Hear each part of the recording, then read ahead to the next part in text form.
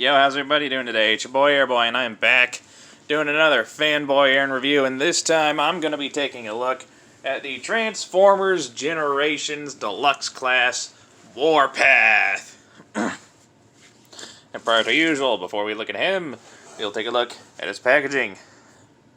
So right there it says Autobot Warpath. A nice silver Autobot logo. We bring it up, there is Warpath. He is a level 3 difficulty. I mean, that's how they did it back then. And nothing on the sides or the bottom. On the back of the box, we got a very lovely product shot there of Warpath and a bio. Just pause it now if you want to read it.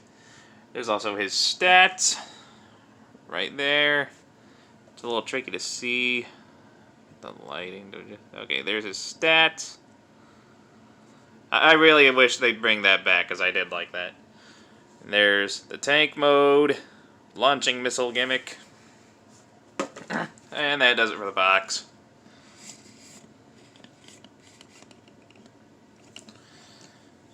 Alright, now moving along, here we have Warpath, and he is a tank. I believe this particular version of Warpath is based on the IDW, on the IDW comic design. Now, a quick little disclaimer about my Warpath. I think his tank barrel's a little warped. I notice it kind of bends there a little bit. It's a pretty hard plastic, so I don't know. I assume just some heat would probably be enough to straighten it out, but I don't want to do anything to damage it, so I'm just going to leave it for now. Also, the missile. One thing I should probably point out about the missile. It used to be a lot longer, but I clipped it down for 2 reasons. One, I didn't like the way it looked, and 2, the longer end stuck out too far, making displaying him on the shelf in robot mode a bit of a pain, so I clipped it down. I'm going to go ahead and show the missile firing gimmick now, so I don't have to talk about it anymore. And now it's missing, and I'll have to dig it out of all the boxes I have piled up there. Anyway, honestly, clipping the end off that missile made it fire a lot better, so I do recommend doing that with your Warpath. Anyway, here we have Warpath in his tank mode. I don't know if this is based on an existing tank. Again, all I know about the figure is that the design is based on the IDW appearance that he had in the comics, I think. Taking that very nice look here. K490W, or Kapow, one of his catchphrases. And on the other side, ZOW333, or Zowie, another one of his catchphrases. Nice black Autobot logo. Very nice mechanical detailing all throughout, and I love the silver paint they used for the treads. Very, very nice. Underneath, and not a whole lot to look at. You can kind of see his robot mode legs. Otherwise, it's a very clean vehicle mode. The missile pods here on the side can move down to the sides like that, or you can bring them up like that. That's the way I like to. Personally, I like to leave them personally, I like to leave him like that when he's in tank mode, or I bring him all the way up like that on the tank mode. He does have a set of wheels under him, allows him to roll very effectively, and the tank and the barrel can do a full rotation, which is very good on a tank toy. Now, for some vehicle mode comparisons, I have the Transformers Generations Roadbuster, also based on an IDW design. Warpath is a slightly older figure, so figured I'd bring in a couple slightly older figures to do comparisons with. Here he is next to Reveal the Shield Wind Charger. I believe the release time gap between these two figures isn't too far apart, so you probably would have gotten them around the same time. It would have been possible. I think it is. Correct me if I'm wrong. And for more recent comparisons, here he is next to the Earthrise Grapple. Get a sense of how that looks. And here he is next to Earthrise Starscream. See how one military vehicle looks compared to another.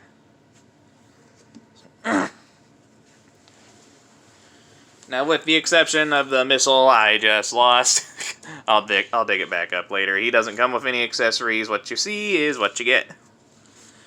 So we can jump right into the transformation, which is very simple. First, you want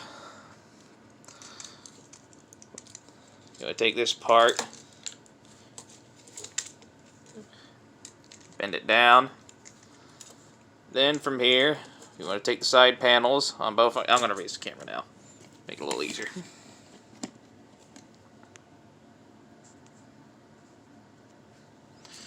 Then you want to take the side panels here.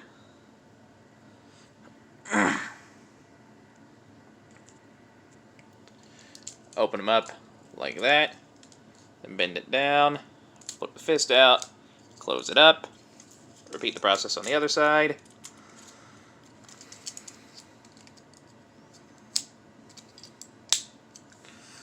Then you take this gray piece, fold it in, then you fold that in. Then that little notch right there will rest inside that hole right there.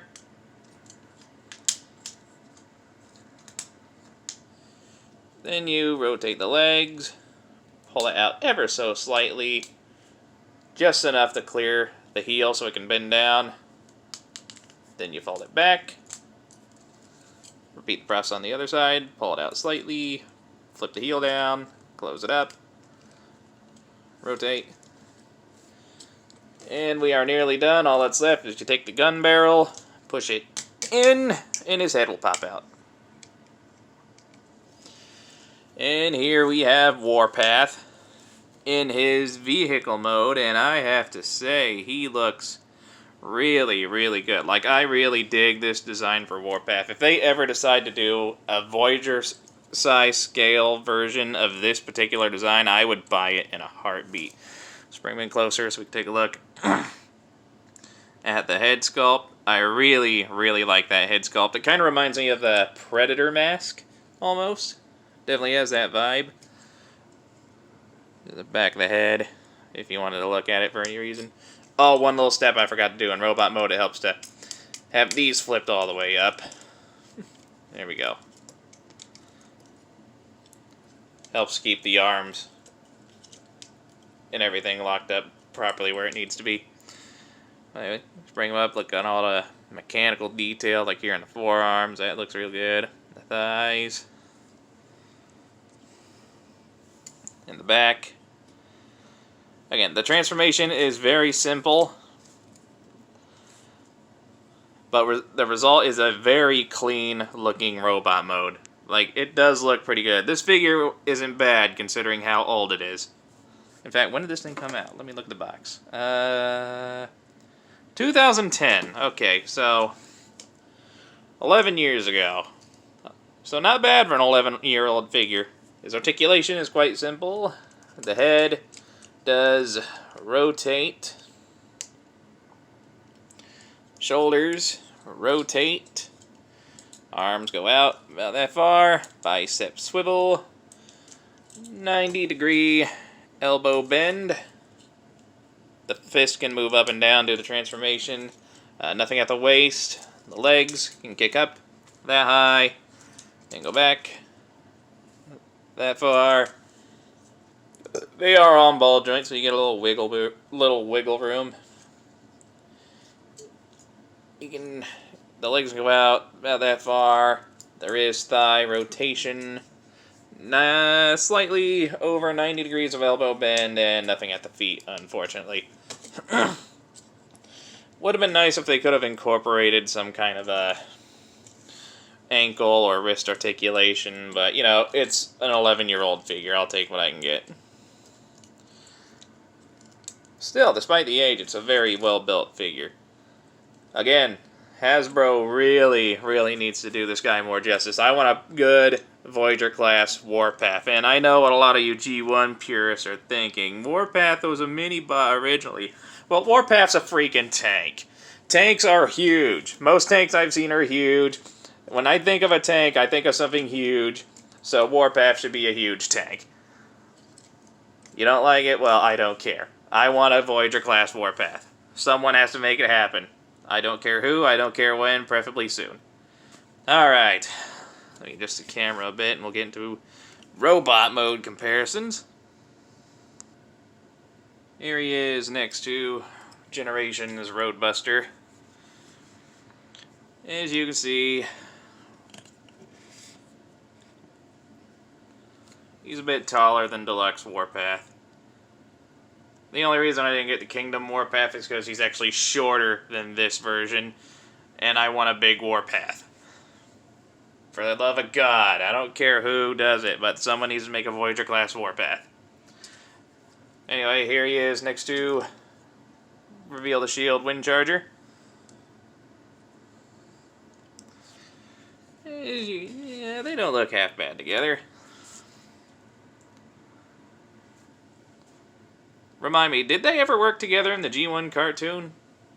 I don't recall whether or not they did. And more recent stuff, here he is next to Earthrise Grapple.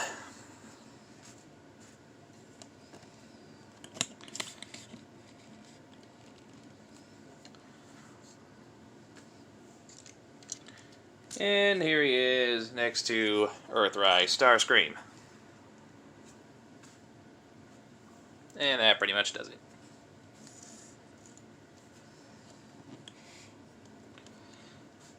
Now, I think that pretty much covers everything. Now, as he stands, he is approximately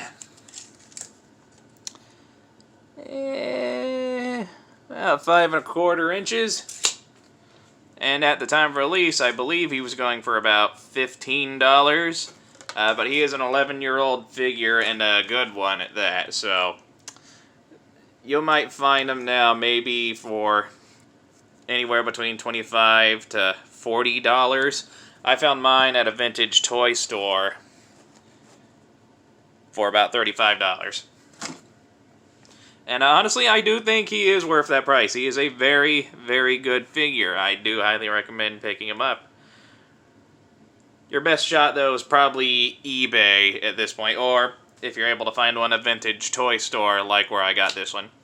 Anyway, if you enjoyed this video, hit that like button, leave a nice comment, enjoy the rest of your day, and I will catch you all in the next review. Bye-bye.